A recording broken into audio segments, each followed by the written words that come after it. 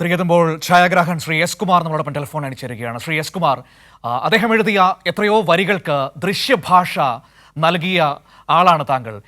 എങ്ങനെയാണ് ശ്രീനിവാസൻ എന്ന് പറയുന്ന ആ വലിയ കലാകാരനെ ഓർത്തെടുക്കുന്നത്? അദ്ദേഹത്തോടുള്ള ആ ഒരു സിനിമാ ജീവിതം താങ്കൾ എങ്ങനെയാണ് കാണുന്നത്? ഞാൻ ഷീനിയെ കൂടുതൽ അറിയുന്നത് ബക്കറിന്റെ സിനിമയിൽ കൂടെയൊക്കെയാണ്. അപ്പൊ അത് കഴിഞ്ഞിട്ട് പൂച്ചക്കുരു മുക്കത്തിൽ വരുമ്പോ കമലിന്റെ തിരക്കെഴുതൊക്കെ എനിക്ക് അറിയാമായിരുന്നു. പൂച്ചക്കുരു മുക്കത്തിൽ വന്നപ്പോ അവിടെ എന്തോ ഒച്ച കെട്ടിട്ട് ഒരു ഉലക്കെടുത്തിട്ട് മേലോട്ട് പോകുന്ന പ്രിയന്റെ സിനിമ കണ്ടപ്പോ പ്രിയൻ അന്തമിട്ട് എന്നെ ചോദിച്ചത് ഇയാൾ കൊള്ളാലോ എന്ന് പറയായിരുന്നു. ആ മൂവ്മെന്റ് പോലെ പ്രിയന്റെ മനസ്സിനകത്ത്. അപ്പൊ ഞാൻ പറഞ്ഞു അദ്ദേഹം പിന്നെ കമലിന്റെ സിനിമ തിരക്കഥയെഴുതിക്കുന്ന ആളാണെന്നൊക്കെ പറഞ്ഞപ്പോ അന്ന് മുതലാണ് പ്രിയൻ തീരുമാനിച്ചിട്ട് ഷീനിയും പ്രിയനൊക്കെ ഒരുമിച്ചാവുകയും പിന്നെ കണ്ടിന്യൂസ് ആയിട്ട് ആളുകൾ മുതൽ പ്രിയൻ ശ്രീനിവാസനോട്ടിരിക്കുകയും ചെയ്തു. പിന്നെ ഷീനിയുടെ ആദ്യത്തെ സിനിമ ഒരു സംവിധാനം ചെയ്ത സിനിമ ഞാൻ തന്നെയാണ് അതിന്റെ ഒരു ഫോട്ടോഗ്രാഫി ചെയ്തിട്ടുള്ളത്. ഷീനൊരു അസാധാരണ മനുഷ്യൻ എന്ന് വെച്ച് കഴിഞ്ഞാൽ ഞാനൊക്കെ എനിക്ക് തോന്നുന്നു ഈ കമേഴ്സ്യൽ ഫിലിമിലോട്ട് വരുന്നത് എന്റെ ഒരു കാരണക്കാരൻ എന്നുള്ളതല്ല, അതിൽ ഏറ്റവും കൂടുതൽ സന്തോഷം ഇരിക്കുന്നതാണ് ഷീനൊരു ചേഞ്ചും കാര്യങ്ങളും. വളരെ സാധാരണ മനുഷ്യൻ. ഞാൻ വീട്ടിലും ഒക്കെ പോയിട്ടുണ്ടായിരുന്നു. എന്താ പറയാ, ഒരു ഹാസ്യങ്ങൾ നമ്മൾ കണ്ട് ശീലിച്ച കാലത്ത് നിന്ന് മാറിയിട്ട് ഒരു ഹാസ്യത്തിന് വേറെ മുഖം കാണിച്ച ഒരു മനുഷ്യന്റെ ജീവിതത്തോടെ കുറച്ചുകൂടി ചേർന്ന് നിൽക്കുന്ന രീതിയിൽ അല്ലേ? തീർച്ചയായിട്ടും അതാണ് ഷീന എല്ലാവരും മനസ്സിൽ എത്രയും പെട്ടെന്ന് ആ സിനിമകളുടെ മനസ്സിൽ കയറി. സത്യന്റെ സിനിമ ആയിരുന്നല്ലേ ശരിയാണ്. അതെല്ലാം പെട്ടെന്ന് മനസ്സിലോട്ട് കയറാകുന്ന അവരുടെ സാധാരണക്കാരുടെ കഥകൾ പറയുകയും അവിടെ വികാരങ്ങൾ കാണിക്കുന്ന സിനിമകൾ വളരെ കുറവാണ്.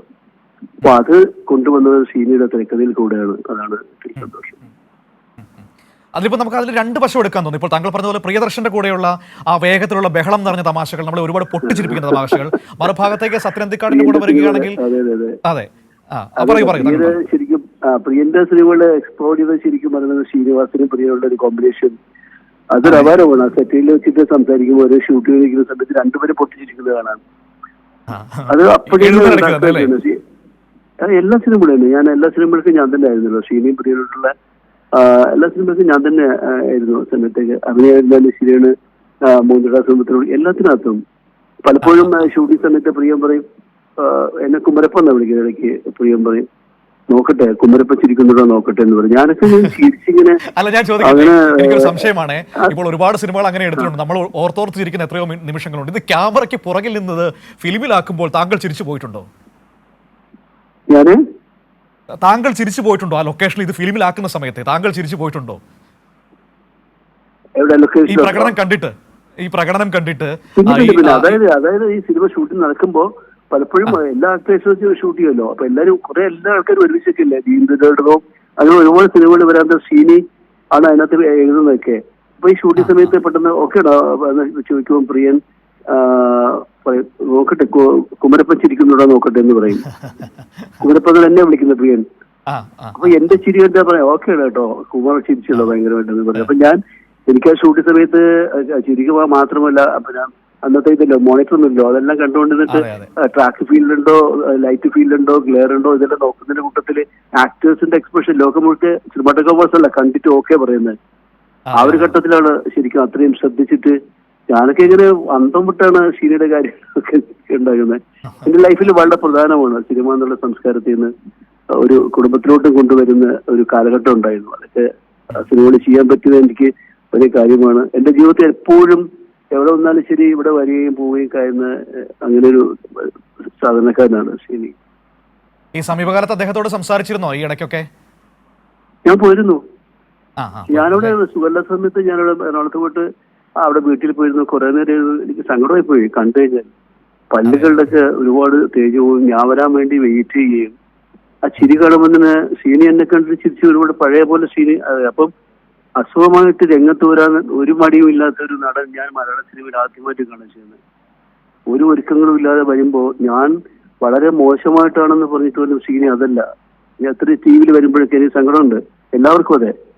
പക്ഷെ അങ്ങനെ ഒരാൾ മാത്രമേ വന്നിട്ടുള്ളൂ കേട്ടോ. ബാക്കിയൊക്കെ നടനായിട്ട് ഒതുങ്ങുമ്പോൾ ഷീനി ഒരു മടിയും ഇല്ലാതെ രംഗത്ത് വന്നിട്ടുണ്ട്. ഏത് ടി വിയിലും ഏതായിരുന്നാലും ശരി തന്നെയാണ്. ഇപ്പോൾ ഞാനൊരു കല്യാണത്തിന് ഇപ്പോൾ ഷീനി കല്യാണത്തിന്റെ തലേദിവസം വന്നതിന് ശേഷം ഷീനിക്ക് പെട്ടെന്ന് അസുഖമായിട്ട് മാറി. രാവിലെ ഞാൻ തന്നെ ആ കല്യാണ വീട്ടിൽ പോകുമ്പോൾ വൈഫ് മാത്രമേ ഉള്ളൂ. ഞാൻ നേരെ ICLിലോട്ട് പോയിരുന്നു അവിടെ ഋഷിയുടെ ഒരു ഇല്ലാത്തതുകൊണ്ട്. അപ്പം അവരിങ്ങനെ അനുഭവിക്കുകയാണ്. ട്രീറ്റ് ചെയ്യാനെങ്കിലും ഞാൻ ഉണ്ടല്ലോ എന്ന് പറഞ്ഞു. ഷീന്റെ വൈഫിലേക്ക് നല്ലോണം അറിയാം. കല്യാണത്തിന് പിന്നെ നമുക്കറിയാലോ. ആ സമയത്ത് ഷീനിയും വൈഫും മാത്രം ICLിൽ പോകും. അപ്പം ഭക്ഷണം കഴിച്ചില്ല. ഞാൻ കഴിച്ചോളൂ അത് ഞാൻ നിർബന്ധിച്ച് കഴിക്കുകയും അവിടുന്ന് പിന്നെ ആംബുലൻസിലോട്ട് എറണാകുളത്തോട്ട് കയറ്റി ഞാൻ വിട്ടതിന് ശേഷമാണ് ഞാൻ കല്യാണത്തോട്ട് പോയത്. വൈഫിന് വേറെ ആംബുലൻസ് എല്ലാം അതൊക്കെ ഹോസ്പിറ്റൽ വളരെയധികം നന്നായി നമ്മൾ സഹകരിച്ചിട്ടുള്ള കോട്ടയത്ത് വെച്ചില്ല ഹോസ്പിറ്റലായിരുന്നു. ഞാനില്ല ഒരു ഷീനെ ചിന്തിക്കാത്ത ഒരു നിമിഷം പോലെ ഉണ്ടെങ്കിലില്ല കേട്ടോ. ഞാൻ എപ്പോഴും എന്നോട് സംസാരിക്കണം, വൈഫിനോട് എപ്പോഴും ഞാൻ സംസാരിക്കേണ്ടത്. അപ്പൊ ഞാൻ അങ്ങോട്ട് പോവാണ് ഇപ്പോ. എറണാകുളത്ത് പോയി ഇന്ന് നാളെ ഞാൻ ഷീനെ മാക്സിമം കാണേണ്ട സമയത്തെല്ലാം ഞാൻ കാണും. നമ്മളോടൊപ്പം നമുക്ക് അത്രമാത്രം ഓർമ്മകൾ സമ്മാനിച്ചൊരു മനുഷ്യനാണല്ലോ അല്ലേ കടന്നു പോകുന്നത്. തീർച്ചയായിട്ടും നമ്മൾ സഹിക്കാൻ പറ്റില്ലല്ലോ ഷീൻ. തീർച്ചയായും താങ്കൾ ഈ പറയുമ്പോൾ എനിക്കത് ഫീൽ ചെയ്യുന്നുണ്ട്. അതാ ഞാനത് പറഞ്ഞത്. കാരണം അത്രമാത്രം അടുത്ത് പെരുമാറിയവർ. അതെ, ഒന്നും പറയാൻ പറ്റില്ല ശ്രീ എസ് കുമാർ, ഒന്നും പറയാൻ പറ്റില്ല. തങ്ങളുടെ സങ്കടത്തിൽ, മലയാളിയുടെ എല്ലാം സങ്കടത്തിൽ നമുക്ക് ഒരുമിച്ച് പങ്കുചേരാം. അത് മാത്രമേ നമുക്കിപ്പോൾ ചെയ്യാൻ കഴിയുകയുള്ളൂ. ഒരുപാട് നന്ദി ഈ ദുഃഖം നിറഞ്ഞൊരു അവസരത്തിലും നമ്മളോട് സംസാരിച്ചതിന്, പഴയ കാലങ്ങൾ ഓർമ്മയിലേക്ക് പങ്കുവച്ചതിന്.